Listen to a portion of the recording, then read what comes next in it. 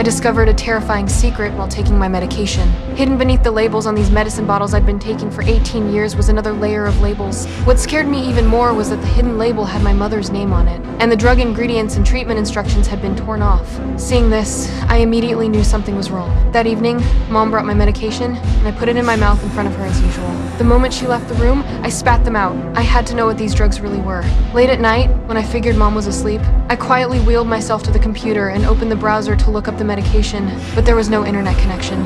My name is Chloe. I've been unable to walk since birth and suffer from multiple conditions including vomiting, asthma, diabetes, and red rashes all over my body. I take countless medications. Despite my poor health, I'm smart. I taught myself enough to get into college. But because of my physical condition, no school would accept me. Mom tutors me daily, helps with my rehabilitation exercises, and our home is stocked with medical supplies. I've been taking these drugs for 18 years, and Mom always watches me swallow them. I often wondered why, after taking medication for so long, my health hadn't improved, it had actually gotten worse. But I never suspected Mom, because she'd cared for me since childhood. What mother would harm her own child? Until that day, everything changed. Mom came back from shopping, and while she was in the bathroom, I secretly opened the shopping bag to grab some chocolate. But I saw my regular medication, and strangely, the patient name on the bottle was Mom's. The next day, looking at the familiar medication in my hand, something felt off. While Mom was out, I used my homemade mechanical arm to reach the medicine bottles on the high shelf. Back in my room, I examined the medications carefully. I noticed bubbles under the label,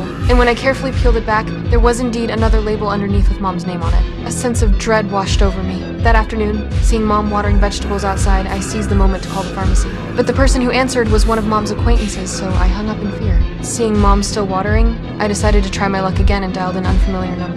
With this stranger's help, I learned these were medications for serious heart conditions. I felt relieved, thinking I'd misunderstood Mom. But to be sure, I asked them to describe what the capsules looked like. They said these pills were always red, not the green capsules I had. I was completely confused. What exactly had I been taking? To keep Mom from noticing anything unusual, I acted normal. But to know the drug's composition, I had to get to a pharmacy. I suggested to Mom that I wanted to see a movie, and she agreed without suspicion. Before leaving, I hid all the pills I hadn't taken these past few days on me. At the theater entrance, while Mom bought tickets, I spotted a pharmacy nearby from the car.